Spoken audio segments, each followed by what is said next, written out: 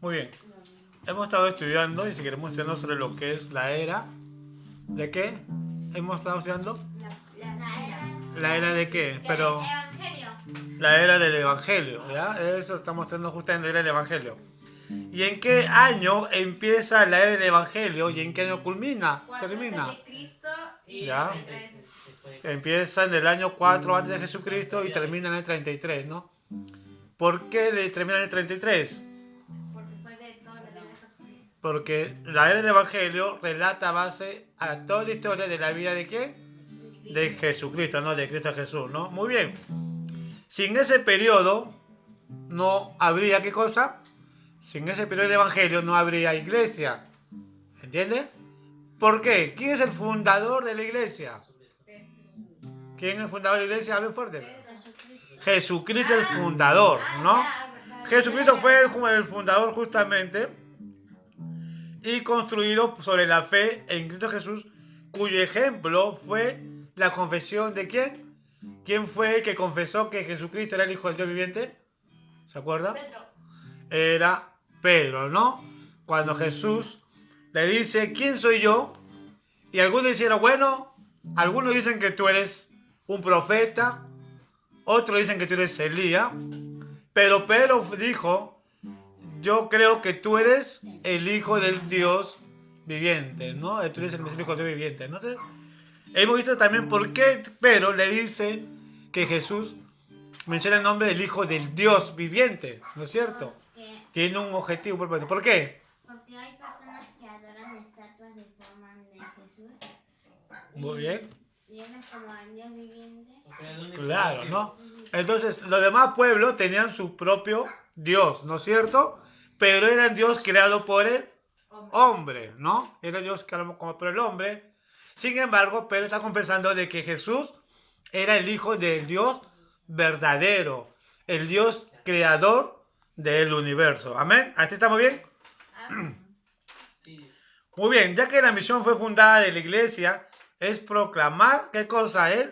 ¿Qué tenemos que proclamar? El Evangelio. Es el Evangelio. ¿Quién nos dio esa gran comisión? Jesucristo nos dio esa gran comisión de ir y predicar el Evangelio, ¿no? Entonces, en ese punto hay también otra posición doctrinal donde dicen de que no es necesidad de predicar el Evangelio porque dice de que Dios ya conoce el número de los creyentes y por lo tanto Dios va a traer y narran algunos versículos. Es cierto de que Dios conoce porque Dios es soberano, escuchen bien, Dios es soberano, ¿entiendes? Pero la cantidad no sabemos, Dios lo sabe. Pero recuerden también que Dios dice, mis pensamientos no son vuestros pensamientos y mis caminos no son vuestros caminos. Entonces, nosotros no debemos tratar de conocer la mente de Dios porque jamás vamos a conocer la mente de Dios. Pero sí vamos a conocer su propósito por medio de ¿dónde? ¿Por medio de dónde vamos a conocer su propósito? De su palabra que es la Biblia. ¿Entiendes? Entonces, en su palabra dice que tenemos que predicar el Evangelio. Esa es la gran comisión. No existe otro documento, no existe otra posición de decir, no, que es así, es así, no. La comisión es uno solo por parte de Jesucristo que tenemos que predicar. Muy bien. Hemos visto que durante su ministerio Jesús, él probó con su palabra y sus obras que él era el Mesías, ¿no es cierto? Ahora la pregunta es, ¿cómo probó? ¿Cómo se probó esto que Jesús en verdaderamente era el Salvador, era el Mesías? Cumplir las profecías. Porque no es que él cumplió, bueno, él cumplió, pero ya las profecías ya se había anunciado. ¿Por medio de quién? Por medio de los profetas, ¿no? Ya más antes, ya se había anunciado que iba a venir un Mesías, un Salvador. Ya no solamente del pueblo judío, sino iba a venir un Salvador del mundo, ¿no es cierto? Pero empezando con el pueblo judío. Entonces, ¿se probó eso? Sí se probó. ¿Existe evidencia? Sí existe muchas evidencias base al Mesías, ¿no? Entonces, muy bien. Vamos a ver algunos versículos para recordar ese cumplimiento de lo que se habló. Y vamos a ir a Deuteronomio. Voy a pedir fuerte, ¿a dónde está su Biblia? ¿Ya? Vamos a hablar fuerte y voy a leer Deuteronomio mientras que Josué va a buscar Primera de Crónicas, capítulo 17, Josué, vamos a hacer el versículo, y Kiara va a buscar Malaquías, capítulo 4, versículo 2, eso está en el último libro del Nuevo Testamento, Kiara, Josué, Primera de Crónicas, capítulo 17, del 11 al 14, y yo voy a buscar Deuteronomio 18, 15. Ya, escuchen bien. Yo voy a buscar Deuteronomio 18, 15. Josué lee Primera de Crónicas 17, del 11 a 14. Y Kiara va a leer Malaquías, capítulo 4, versículo 2. Dice Deuteronomio 18, 15. Dice, profeta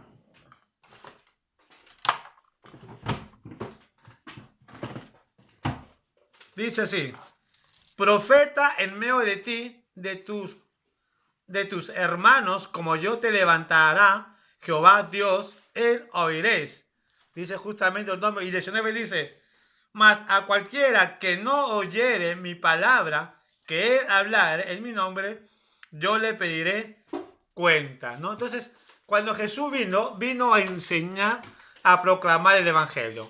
Y lo que Jesús vino a enseñar justamente, que él era el Salvador, que por medio de él vamos a tener vida eterna. Ahora, y aquí hay una cosa, depende de cada persona aceptar a Cristo como Señor y Salvador, pero el que no acepta, la Biblia dice que Dios va a tomar cuenta sobre el aceptamiento. Pero lo que vemos acá justamente es, acá vemos una demostración que Moisés ya estaba anunciando de un Mesías. ¿De quién es el Mesías? ¿De quién se está refiriendo también acá? De Jesucristo, ¿no? ¿Qué dice Josué? Primera de Crónicas 17, 11, 14, lee fuerte. Y cuando tus días sean cumplidos para irte con tus padres, levantaré descendencia después de ti a uno de entre tus hijos, y afirmaré su reino. Él me edificará casa, y yo confirmaré su trono eternamente. Yo le seré por padre, y él me será por hijo. Y no quitaré de él mi misericordia, como le quité de aquel que fue antes de ti, sino que lo confirmaré en mi casa y mi reino eternamente, y su trono será firme para siempre. Dice, y su trono será firme para siempre. Entonces Dios acá está haciendo un pacto con David, por Jonatán le dice, ¿no? Que de la descendencia de David iba a salir un remanente, un hijo, un descendiente, en la cual, por medio de ese descendiente, iba a confirmar un reino eterno. Ninguno de los reyes tuvo un reino eterno, porque murieron. Entonces, ¿de quién se refiere esto? ¿De quién está hablando este pacto? ¿De quién es ese nuevo? Jesús. Jesucristo, ¿no? Entonces, acá vemos justamente por las crónicas de que Jesús es el cumplimiento de esta profecía, ¿no? Él tiene un reino eterno y será un reino para siempre. Ahora aquí dice Malaquías 4:2, ¿qué hará? Mas a vosotros los que teméis mi nombre, nacerá el sol de justicia, y en sus alas traerá salvación, y saldréis y saltaréis como becerros de la manada. Amén. Dice, mas vosotros los que teméis mi nombre, nacerá el sol de justicia, dice, ¿no? Y en sus alas traerá salvación. ¿Quién trae salvación? ¿Quién nos justifica? Jesucristo nos justifica el pecado por medio de su sangre. Entonces, acá vemos que Jesús, él cumple las profecías del Antiguo Testamento. No hay duda sobre estas profecías cumplidas. Entonces Jesús, él durante su ministerio, Jesús cumple, él probó por su palabra que él era el Mesías. Amén. Amén. ¿Alguna pregunta? ¿Hasta acá? ¿Ya? Entonces, si nosotros comprobamos por medio de otros libros, tuve la oportunidad de leer algunos libros, justamente, algunos documentales, no existe ninguna evidencia más, porque se habla, se cuestiona sobre aquellas religiones, ¿no? Que dicen de que, por decir como José Smith, lo crean justamente como un salvador de los mormones, ¿no? Y dice que él va a estar en el juicio. No existe evidencia, ¿no? Igual también como Mahoma, ¿no? Que algunos dicen de que él fue un profeta y sus profecías se cumplieron. No existe evidencia sobre esas cosas, ni tampoco existe evidencia de que hombres antiguos hablaron de Mahoma, hablaron de José Smith, para decir que ellos son profetas o son enviados por Dios. Sin embargo, en cuestión de Jesucristo, habla, y no solamente la Biblia, sino la historia. La historia confirma lo que la Biblia dice. Y ahí podemos comprobar que Él es el Mesías. Eso tenemos que tomar en cuenta siempre. Jesús no es una religión, ¿ya? Él es el Mesías prometido. Y hay que tener mucho cuidado porque Dios va a rendir cuenta a cada uno de las personas. Entonces, ¿qué significa eso? Como Él es el Mesías, la gente se va a autocondenar por sí mismo, pero como dijo justamente en el libro de Deuteronomio, dice justamente que Dios tomará cuenta. Entonces, lo que Dios te va a pedir a cuenta es, ¿por qué estás en el infierno? No es tanto por tus obras malas, son partes, sí. El pecado más grande que puede tener una persona que es condenado no es tanto de sus pecados que ha cometido. Ese son consecuencias del pecado. Uno es condenado justamente porque no aceptamos a Jesús como nuestro Salvador. A eso se refiere justo en lo que dice Deuteronomio. ¿Entiendes? A eso va a pedir cuenta Dios. Muy bien. El otro punto es que durante su ministerio Jesús reveló a los hombres que Dios el Padre era el único Dios verdadero. Amén. Entonces Jesús reveló, y hemos dicho por qué, ¿no es cierto? Porque en esa época había muchos dioses, pero Jesús está mostrando que Él era el verdadero, que el Padre es el verdadero Dios único. ¿Qué dice Juan 14, 9 y 10? A ver, Adasa vale juzgar Filipenses capítulo 2, versículo 6 y Juan 14, 9. ¿Ya? Juan 14, 9. Yo busco Juan 14, 9 y 10 y Adasa después va a leer Filipenses 2, 6. Juan 14, 9 dice así. Filipenses capítulo 2, versículo 6, Filipenses. Ya, Juan 14, 9 dice así.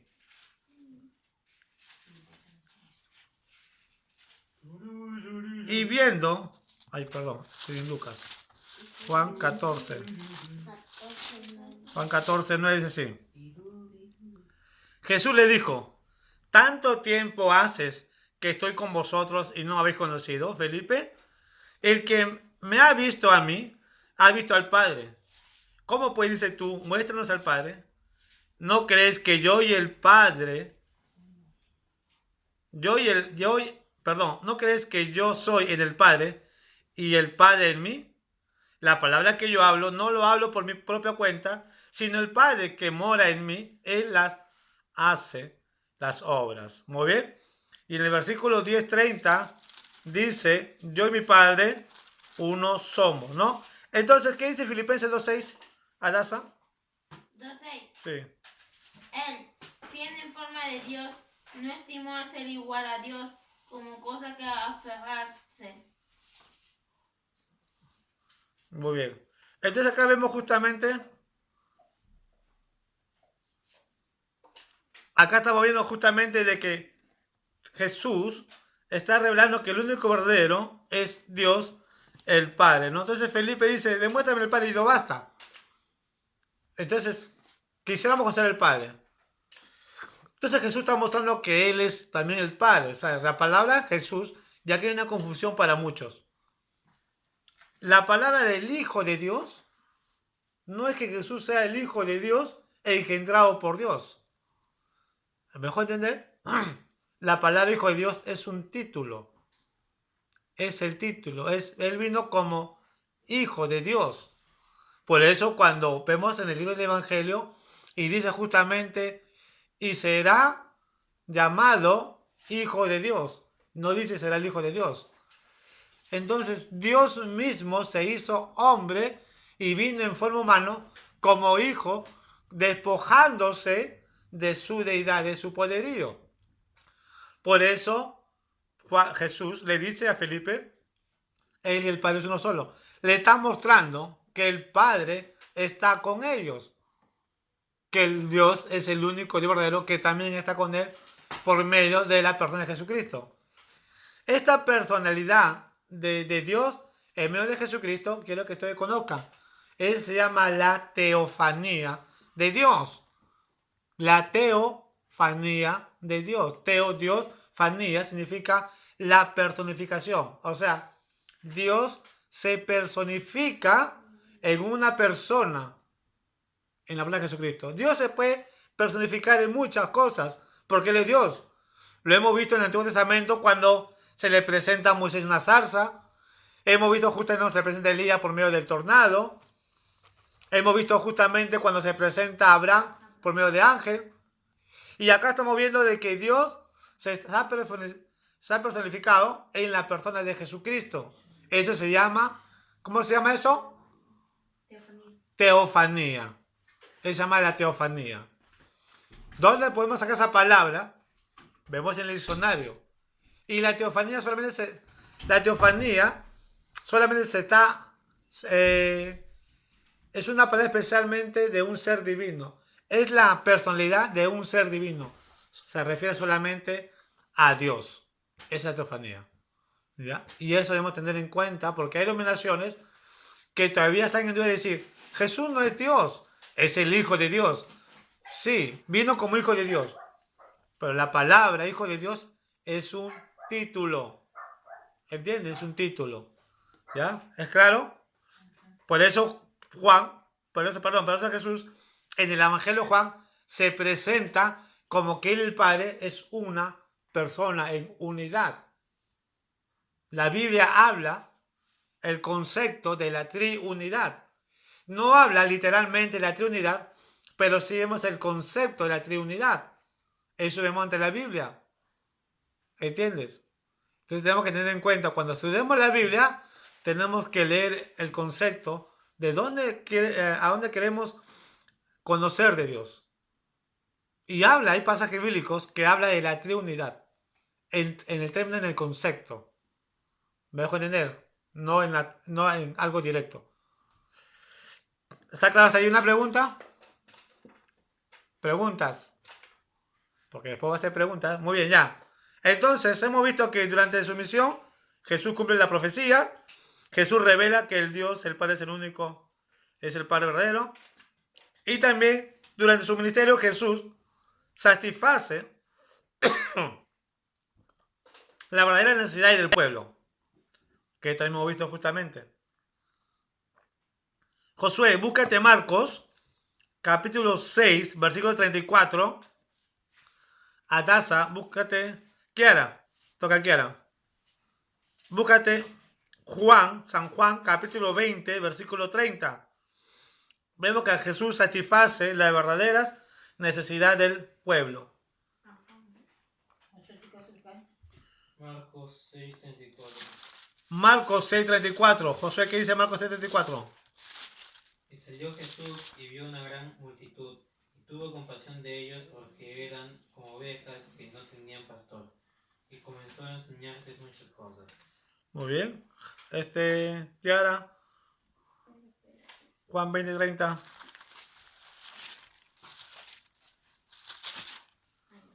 ¿Qué dice? Ya lo encontré. Hizo además Jesús muchas otras señales en presencia de sus discípulos, las cuales no están escritas en este libro. Muy bien. Justamente, ¿no? Jesús, cuando estuvo predicando, el contexto de lo que dice Marcos, ve una multitud, dice, y vio una multitud que tuvo compasión de ellos, porque eran como ovejas que no tenían pastor, y comenzó a enseñar, ¿no? Entonces, el pueblo judío le gustaba aprender, quería escuchar sobre la Torá, sobre las enseñanzas. Y al ver a Jesús que él enseñaba, más que de palabra, enseñaba con su ejemplo. Entonces, eso es lo que ellos anhelaban los judíos, el pueblo. Querían escuchar palabras de Dios, la verdadera palabra de Dios, y eso es lo que Jesús vino a satisfacer sus deseos, porque había una decadencia de conocimiento de la palabra de Dios.